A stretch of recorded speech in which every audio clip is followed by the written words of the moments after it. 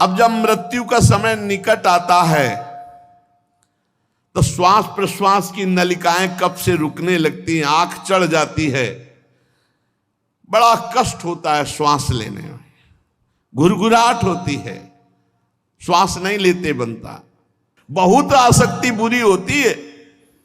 अब वो बोल नहीं सकता, बूढ़ा मूढ़ मरने जा रहा है, स्वजन के लोग उसे अचेत देख रहे हैं।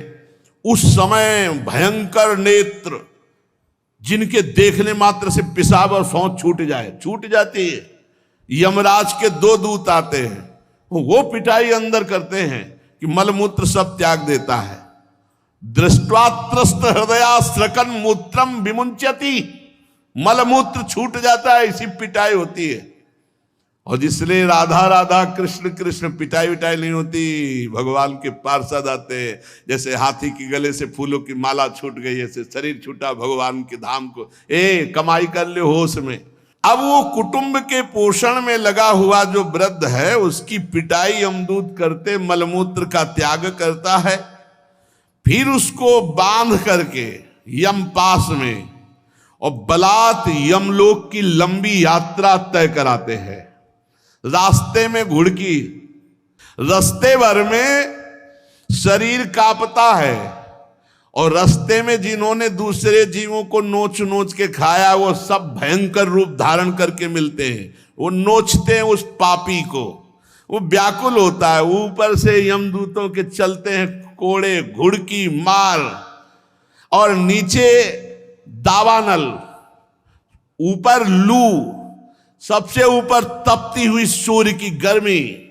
ऐसी अवस्था में एक बूंद पीने के लिए जल नहीं, भोजन नहीं, विश्राम नहीं, छाया नहीं। अब वो आगे बढ़ने की शक्ति नहीं रहती, यमदूत घुड़कते और मार पिटाई करते उसे चलना पड़ता है। अब वहां तो न मरना है और न मूर्छा है, मार मार के जब चेतना आती फिर उठता है, फिर मार। यमदूत उसे शीघ्रता पूर्वक यमपुरी को ले जाते हैं, और यमपुरी का मार्ग यहां मृत्यु लोक से 99,000 योजन है। योजनानाम सहस्त्राणी नवतिम नवचाध्वना त्रिभिर्मुहूर्तैर्द्वाभ्याम वा नीतः प्राप्नोति यातना। 3 मुहूर्त में तय करना होता है। 3 मुहूर्त, बहुत कम समय। 3 मुहूर्त में, ये बहुत कम समय वाले में मुहूर्त। यमलोक का 99,000 योजन यहां से है, मृत्यु लोक से।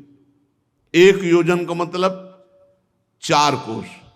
99,000 योजन, 1 योजन 4 कोस, 3,96,000 कोस। अब 1 कोस में 3 किलोमीटर। अब समझो इतना बड़ा मार्ग है, इतना बड़ा मार्ग है, और 3 मुहूर्त में दौड़ा कर ले जाया जाता मारते हुए। ये भगवान श्री सुखदेव जी गान कर रहे हैं, श्री कृष्ण द्वैपायन व्यास जी रचयिता हैं। इस समय देवती जी का प्रश्न भगवान कपिल देव जी वर्णन कर रहे हैं, और नैमिषारण्य में शौनकादि ऋषि 88,000 सुन रहे हैं, सूति जी वर्णन कर रहे हैं।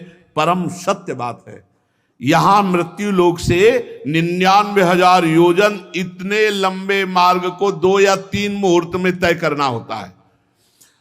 फिर इसके बाद धधकती हुई आग से उसको चलाया जाता है।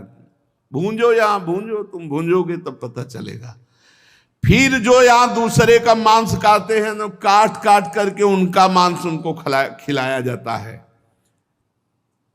अब वो कहीं आग से जलाया जाता है, कहीं काट काट करके मांस उसका खिलाया जाता है, कहीं यमपुरी के भयानक कुत्ते और गिद्धों द्वारा उनकी आंतें खींची जाती हैं। बड़ा बड़ा कष्ट दिया जाता है, कभी शरीर को काट काट कर टुकड़े, कभी हाथी से चिरवाना, कभी पर्वतों से गिराना, कभी गैस के गड्ढों में बंद कर देना, कभी कोल्हू से पीला जाना। हे माता, इस प्रकार तामिस्त अंध्र तामिस्त रौरव महारौरव नरकों की यंत्रणाएं भोग करके, चाहे स्त्री हो चाहे पुरुष, जो पाप करेगा उसे नरक भोगना ही पड़ेगा।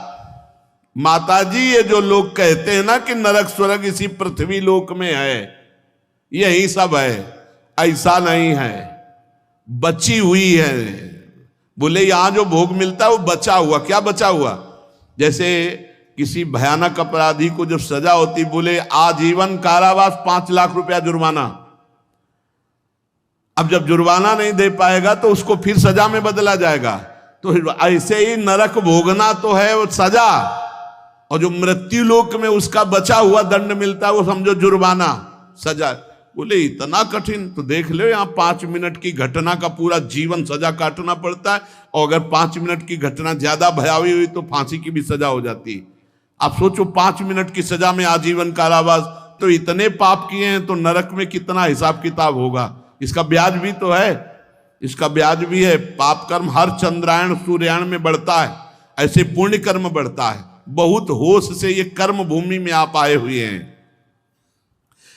माताजी, जो कष्ट भोग कर अपने कुटुंब के ही पालन और केवल पेट पोषण में लगा रहता है, कभी भगवान का भजन धर्म कार्य, कभी दूसरों का हित ये नहीं करता, वो पापी ऐसे फल भोगता है।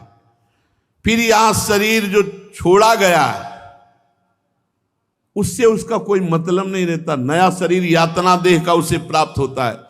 परिवार के लोग नहीं जानते, सो यहां पिंड दान कर रहे हो, उसको वहां नरक भोगना पड़ रहा है। नाम जप, श्रीमद् भागवत का पाठ, भगवत कीर्तन, भगवत भजन, इससे कल्याण होता है। खूब नाम जप करो जिंदा में, अपने लिए अपने भगवान की प्रसन्नता के लिए कुछ तो कर लो।